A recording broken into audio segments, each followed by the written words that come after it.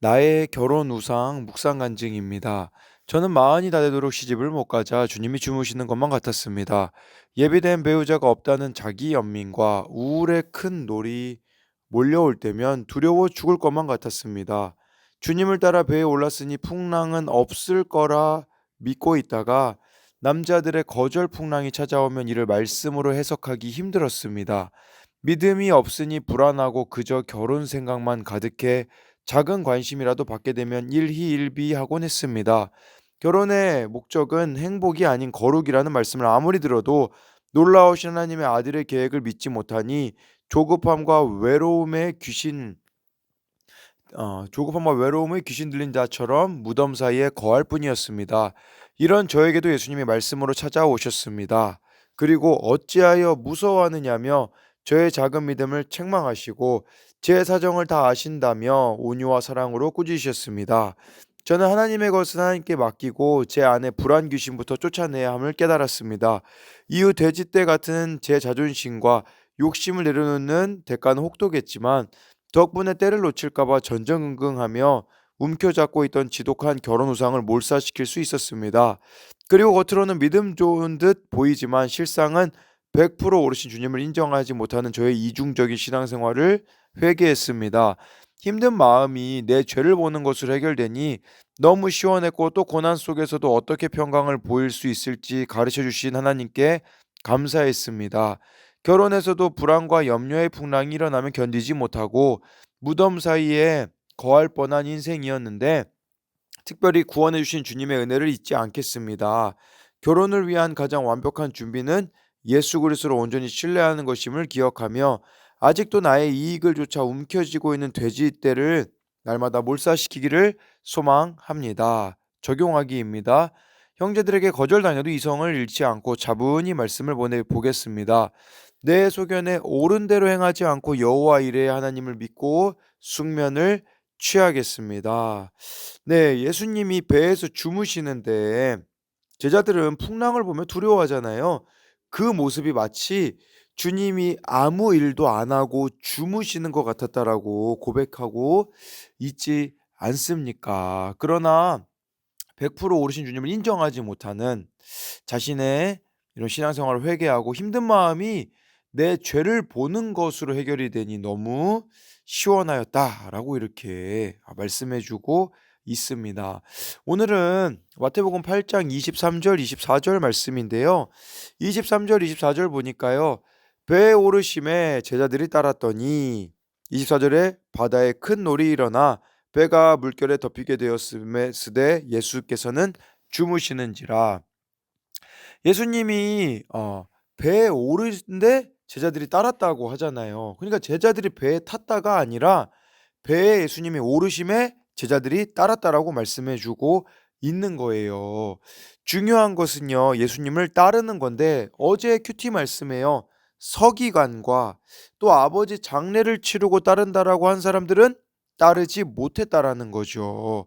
그러나 제자들은 예수님을 따라가는 거예요. 어디든지 따라가는 거죠. 근데요. 예수님께서는 주무시고 계셔요. 네, 이 한두 시간 정도 걸리는 여행길이거든요. 예수님이 잠드셨다라는 것은 그만큼 지속적인 사역으로 인해 매우 지치신 상태였음을 말씀해 주고 있는 것이죠. 네. 그런데요. 이 풍랑 가운데서 예수님은 주무시고 계세요. 이것은 무엇을 말하는 거냐면요. 우리에게도 문제가 일어나는데 말씀이 깨달아지지 않고 기도가 안 될 때 예수님이 주무시는 것처럼 보일 수 있다라는 거죠. 내 문제를 모른 척 하시는 것과 같아 보일 수가 있다라는 거죠. 그러나 기억해야 되는 것은 풍랑 속에서도 예수님은 함께 계신다라는 거예요. 어떤 일을 만날지 몰라도 주님과 한 배에 있다면 그것으로 된 것이죠. 그러니까 예수님과 여러분들이 한 배를 탔다면 문제 없기를 구하는 게 아니라 문제를 이기도록 기도해야 한다라는 거예요. 적용 질문으로는 나는 어떤 광풍을 만났나요? 분노와 원망의 물결이 덮치려고 하고 있지는 않나요? 그러나 주님과 한 배를 탔기에 주님이 책임지실 것을 믿나요? 어떤 풍랑과 같은 사건과 고난을 통해 하나님의 뜻과 목적을 발견한 것이 있나요? 아니면 예수님이 나의 고난을 외면하고 주무시는 것 같아서 두렵습니까? 예수님과 한 배에 타려면 어떻게 할까요? 이건 뭘 물어보는 거냐면 여러분들이 예수님에 대한 믿음이 가지려면 어떻게 해야 되느냐고 묻는 거죠. 25에서 27절 보니까요. 그 제자들이 나와 깨우며 이르되 주여 구원하소서 우리가 죽겠나이다. 26절에 예수께서 이르시되 어찌하여 무서워하느냐 믿음이 작은 자들아 하시고 곧 일어나사 바람과 바다를 꾸짖으시니 아주 잔잔하게 되거늘 그 사람들이 놀랍게 여겨 이르되 이가 어떤 사람이기에 바람과 바다도 순종하는가 하더라라고 하고 있죠. 예, 제자들이 죽겠나이다. 예수님 믿지 못하면 우리들의 모습하고 똑같아요. 예, 죽을 것 같은 거죠. 근데 예수님께서는요. 믿음이 작은 자라고 하시면서 네, 바람과 바다를 꾸짖으셨어요. 이 바다라는 거 있잖아요. 구약에 보면 혼돈의 세력을 뜻하기도 하거든요. 세상의 혼돈, 무질서, 어둠도 예수님으로 인하여서 변화되어질 수 있음을 말씀해 주는 겁니다. 예수님과 진정으로 연합하면 여러분 큰 믿음을 가질 수가 있다라는 말도 여기서 믿음이 작은 자들아라는 표현을 보면 알 수 있는 것이죠. 그렇기에 네. 제자들이 두려움을 느끼는 모습은 예수님을 정확히 알지 못하기에 느끼는 두려움이자 믿음이 작은 상태라고 볼 수 있습니다. 기억해야 되는 것은요. 믿음이 작을 때 두려움이 엄습한다라는 사실인 거예요. 우리도 이걸 보면서 근데 제자들이 잘한 거는 예수님을 깨웠잖아요. 우리의 삶에 광풍이 나의 가정과 공동체와 삶 가운데 덮쳐질 때가 있다라는 거죠. 그때 우리는 뭘 해야겠습니까? 주님을 깨워야 되는 거예요. 네. 그래서 이 바람과 바다를 꾸짖으시는 예수님의 권세에 나를 맡기고 말씀으로 두려움과 분노를 꾸짖어야 합니다. 어떤 환경도 말씀이 들어가면 잠잠해질 수 있는 것이죠. 그래서 25절부터 27절에 대한 적용 질문은 먼저 회개함으로 내 안에 광풍을 꾸짖을 때 모든 것이 잠잠해지는 것을 알고 있나요? 또 한 가지는 내가 예수님께 꾸짖음을 받아야 할 것은 무엇이 있습니까? 28절에요. 또 예수께서 건너편 가다라 지방에 가심에 귀신 들린 자 둘이 무덤 사이에서 나와 예수를 만나니 그들은 몹시 사나워 아무도 그 길로 지나갈 수 없을 지경이더라. 마가복음 보면요. 이 귀신 들린 사람이 한 명으로 나오는데 마태복음엔 두 명으로 나와요. 아무래도 증인, 둘 이상이 증인이라서 그걸 강조하기 위함인 거죠. 그렇게 배에서 피곤하신 예수님이 간 곳은 가다라 지방이었을 말씀해 주고 있어요. 가다라라는 걸 제가 찾아보니까요. 이 가다라 지방은 이런 의미라고 해요. 울타리로 둘러친 곳이란 뜻이래요. 무슨 말일까요? 세상에 울타리가 쳐져서 예수님이 들어오시지 못하도록 하는 곳이 가다라라는 거겠죠. 네. 근데 여기 보니까 귀신 들린 두 사람이 무덤 사이에서 나왔대요. 귀신 들렸다. 하나님의 형상이 파괴된 채로 살아가는 것을 말씀해 주고 있는 거죠. 하나님 없이 살아가는 인생이 이 귀신 들린 자와 동일하지 않겠어요? 하나님의 형상이 파괴되었기 때문인 거죠. 하나님과의 그 교제가 파괴된 채로 살아가는 것이. 그래서 무덤 사이에서 지낸다. 죽음의 장소에 있을 수밖에 없는 것을 뜻하고 있는 것이죠. 이 귀신 들린 자의 특징은 무엇일까요? 외로움이에요. 사람을 피해 무덤 사이에 살면서 죽고만 싶은 고독 속에 살아갈 수 있는 것을 보여주고 있는 것이겠죠. 그래서요, 또 이것이 누가복음 8장 27절에 이 사람들이 벌거벗었다라고까지 나와요.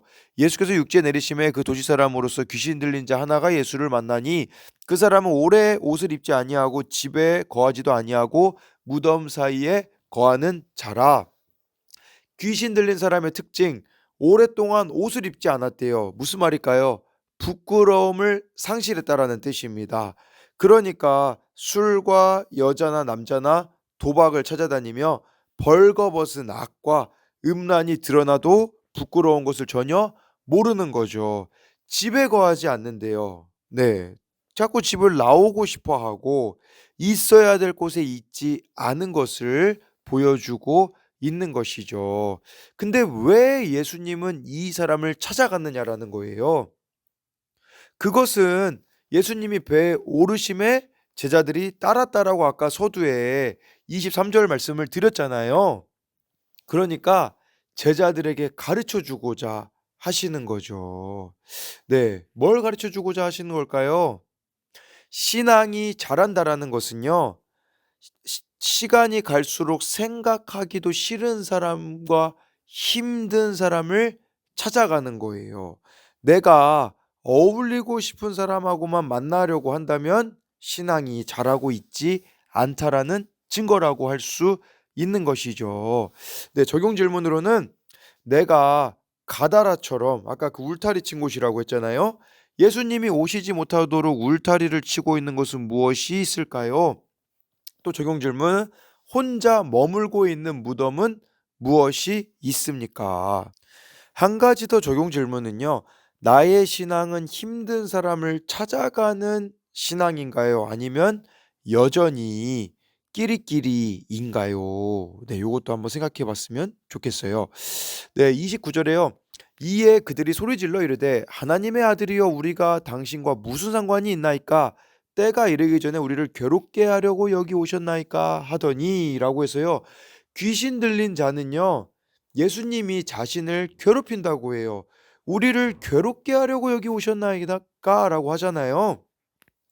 괴롭히러 오신 게 아니잖아요. 고치러 오신 거죠.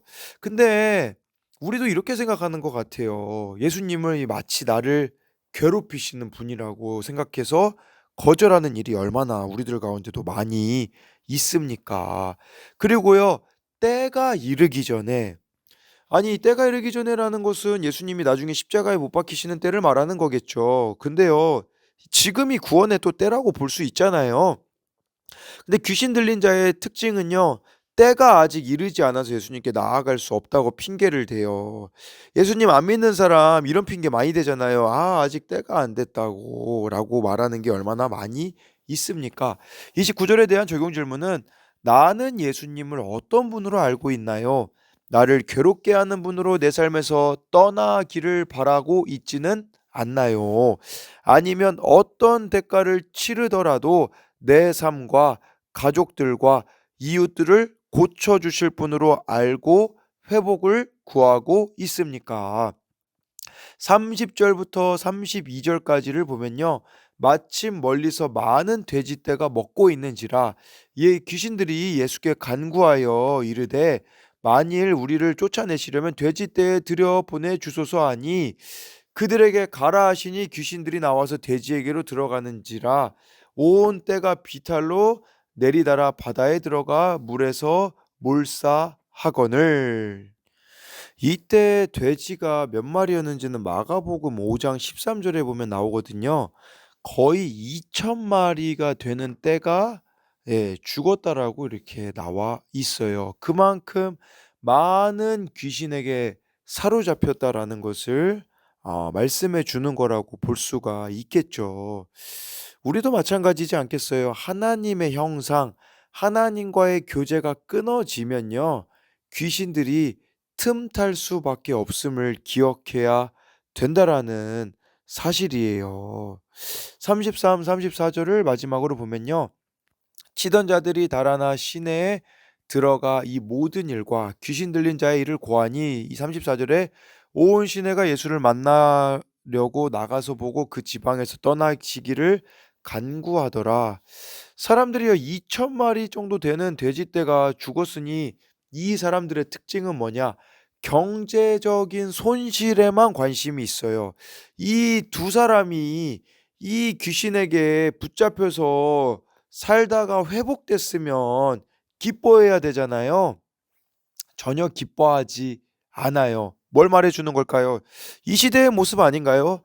이웃에게 무관심한 모습을 보여주고 있는 거죠. 그리고 다른 병자들, 귀신 들린 자를 데리고 올 생각도 하지 않죠. 오히려 예수님하고 거리두기 하려고 해요. 예수님 울타리를 쳐놓고 그 울타리 안으로 예수님이 들어오는 걸 거부하는 거죠. 왜 그럴까요? 자신들의 이해관계와 어긋나기 때문이에요.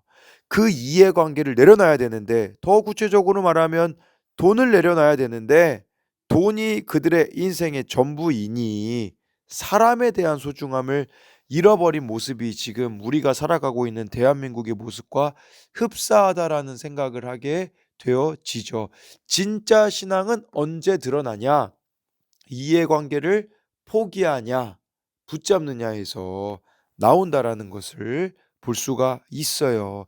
이해관계가 개입되면 내 신앙이 진짜인지 가짜인지가 나뉘게 된다라는 거죠. 네. 그리고 기억해야 되는 것은요, 하나님을 경외하지 않고 사람을 소중히 여기지 않는 자리에는 악한 영이 틈탈 수밖에 없습니다. 그리고 믿음의 공동체가 우리 주님과 이웃보다 더 중요하게 생각해야 하는 대상은, 이해관계는 없어야 한다라는 것이죠. 예수님이 지금 이동하고 계시는 이동 경로를 보세요. 사회에서 쓸모없는 인생을 위해 헌신하는 예수님의 마음을 배울 수 있는 거죠.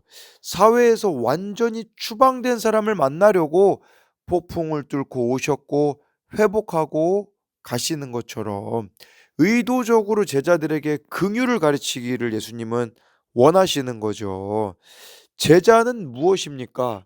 죽어가는 사람을 회복하는 부르심을 받았다라는 거예요. 낭비처럼 보일지라도 사람을 회복하는 일이라면 물불 안 가리는 것이 제자도라는 것을 기억해야 합니다. 그래서 이것에 대한 적용 질문으로는요, 돼지떼가 몰살되어도 누군가가 구원되기를 전심으로 기도하고 있습니까? 또 한 가지는요, 내가 내려놓아야 할 나의 기득권, 나의 이해관계는 무엇이 있을까요? 네. 오늘 이렇게 또 귀한 말씀, 예수님의 이 지금 발자취를 잘 봤으면 좋겠어요. 더 소외된 곳으로 가시는 이 예수님의 발자취를 따르는 저와 여러분들이 되기를 소망합니다.